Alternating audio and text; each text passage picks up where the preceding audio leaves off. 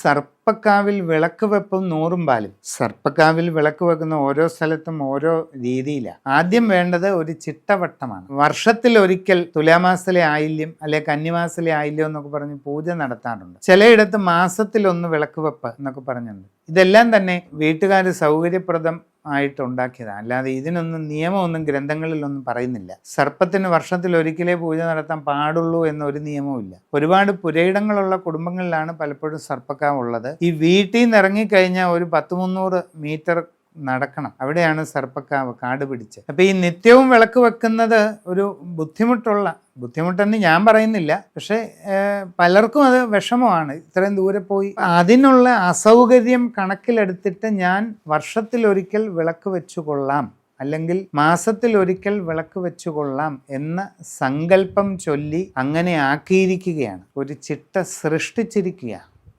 എങ്ങനെ വേണമെങ്കിലും ആകാം. അത് തന്നെ പിന്തുടർന്നുകൊള്ളണമെന്ന് ഒരു നിയമവുമില്ല.